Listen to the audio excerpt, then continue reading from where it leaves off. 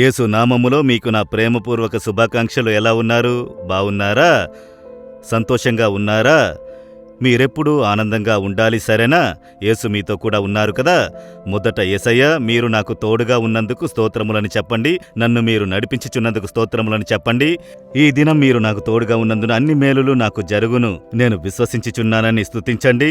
ఈ దినం ఒక అద్భుతం మీ జీవితంలో జరుగును, సరేనా? ఈ దినము దేవుడు నాకే వాక్యము ఉంచినారు అని అనుకుంటున్నారా? యెషయా 31వ అధ్యాయము 5వ వచనము, పక్షులు ఎగురుచు తమ పిల్లలను కాపాడునట్లు సైన్యములకు అధిపతియగు యెహోవా యెరూషలేమును కాపాడును. యెరూషలేము దేవుడు ఏర్పరచుకున్న ఒక స్థలము. ఆ స్థలమును కాపాడుకొనుటలో దేవుడు జాగ్రత్త కలిగి ఉన్నారు. ఎలా కాపాడుచున్నారట? ఎగురుతున్న పక్షి తన పిల్లల్ని కాపాడునట్లు ఆయన కాపాడుచున్నారట. కనుక మీరు ఏర్పరచబడిన వారు, ప్రభు మిమ్మల్ని ఏర్పరచుకున్నారు కదా. మిమ్మల్ని రక్షించి నా బిడ్డలు, నా కుమారుడు, నా కుమార్తె అని చెబుతున్నారు కదా.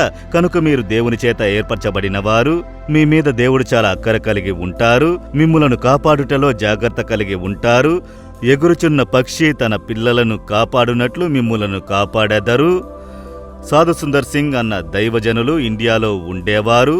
అతడొక సిక్కు యువకుడిగా ఉండి యేసు దర్శనమై రక్షణ పొంది ఇండియాలోనూ ప్రపంచమంతటా సేవ చేశారు. ఇండియా యొక్క అపోస్తులుడని పిలువబడ్డారు. చాలా వరకు అతడు ఒంటరిగా కొండ ప్రాంతంలోకి వెళ్లి కూర్చుని ధ్యానించుట కలదు. వేదవాక్యమును చదివి ధ్యానించి ప్రార్థించుట అలవాటు. ఒకసారి అతడు కొండపైకి వెళ్లి కొండపైన ఒక పెద్ద బండ మీద కూర్చుని ధ్యానించుచున్నప్పుడు చెట్లు ఒకదానితో ఒకటి రాచుకుని అడవి అగ్ని పుట్టింది. చెట్లు ఒకదానితో ఒకటి రాసుకుంటే అగ్ని రగులుతుంది అని చెబుతారు. అదేమనగా అడవి అగ్ని, వైల్డ్ ఫైర్.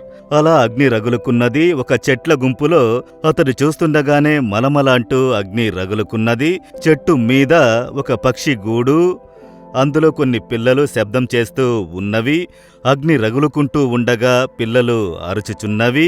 సాధు సింగ్ గారు చూస్తూ ఉన్నారు. అయ్యో, ఆ పక్షి గూటిలో కొన్ని పిల్లలు ఉన్నవే, ఈ అగ్నికవి నశించుతాయి.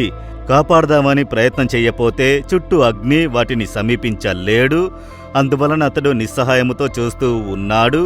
హఠాత్తుగా ఎక్కడి నుండి వచ్చిందో తల్లి పక్షి వచ్చింది. పిల్లల శబ్దమును విని చెట్టుని తిరిగి తిరిగి అలాగే అరుస్తూ ఎగురుచున్నది. నా పిల్లలకు అపాయము, వాటిని కాపాడాలి అని చెప్పి. ఆ అడవిలో ఎవరు వస్తారు వాటిని కాపాడడానికి? ఆ తల్లి పక్షి ఎగురుతూ ఉన్నది. చెట్టుని చుట్టి చుట్టి వస్తున్నది. సాధు సుందర్ సింగ్ గారు నిస్సహాయంతో చూస్తున్నారు. అయ్యో, నేను కూడా వాటిని కాపాడలేకపోతున్నాను. ఆ అగ్ని వాటిని సమీపించే సమయము. ఎగురుచున్న తల్లి పక్షి అలాగే ఆ గూటిలోకి వెళ్లి కూర్చుందట. ఈయన ఆశ్చర్యంతో చూస్తున్నారు. అగ్ని రగులుకుంటున్నది, తల్లి పక్షి గూట్లోకి వెళ్లి కూర్చున్నది అని చెప్పి. ఆ గూడు అగ్నికి రగులుకుని మండింది. అలాగే కాలిపోయి కింద పడ్డది. సాధు సుందర్ సింగ్ కంటి ముందు జరిగింది. దగ్గరకు వెళ్లి చూసినప్పుడు ఆ తల్లి పక్షి నిప్పులలో మాడి మసై పడినది. దాన్ని ఆయన అలా తట్టి చూసినప్పుడు దాని 2 రెక్కల క్రింద 2 పిల్లలు ప్రాణముతో శబ్దం చేసుకుంటూ బయటికి వచ్చాయి. ఆయన చూశారు, ఈ తల్లి పక్షి తన పిల్లల్ని కాపాడుటకు తన ప్రాణమును ఇచ్చింది, తన రెక్కల మరుగున ఉంచి. ఇదే విధముగానే యేసుక్రీస్తు నరకాగ్ని నుండి మనల్ని కాపాడుటకు సిలువలో తననే బలిగా సమర్పించుకున్నారు. ఆ దేవుడు మనల్ని తన రెక్కల కింద కప్పి కాపాడు దేవుడు. కనుక మిమ్ములను తన రెక్కల క్రింద ఉంచి కాపాడెదరు. ఆయన రెక్కల కిందికి రండి. ఆయనకు దూరంగా నిలబడి ఉండి సిగరెట్ పీల్చుచూ, తాగుచూ, లంచం తీసుకుంటూ లోక ఇచ్చలతో ఉంటే ఎలా? ఆయన మిమ్మల్ని కాపాడగలరు. మీ పాపమును విడిచి మారు మనసు పొంది యేసు దగ్గరకు వచ్చి, మీ దగ్గరకు నేను వచ్చేదను, మీ రెక్కల నీడన వచ్చేదనని సమర్పించుకోండి. ఆయన యొక్క రెక్కలతో మిమ్ములను కప్పి తన నీడన మిమ్ములను ఉంచి కాపాడెదరు. ఈరోజు సమర్పించుకుంటారా? దేవా, నేను మీ రెక్కల కింద ఉండుటకు నన్ను సమర్పించుకుంటున్నాను. మీ రెక్కలతో నన్ను కప్పి నన్ను కాపాడుచున్న దేవుడవు. ఈ లోక పాపములు, లోక ఇచ్చలు, లోక మాయలు నాకు వద్దు. వాటిని విడిచి మీకు సమీపముగా వచ్చుటకు నన్ను సమర్పించుకుంటున్నాను. నన్ను క్షమించి చేర్చుకొనుడి, కౌగలించుడి, కాపాడుడి.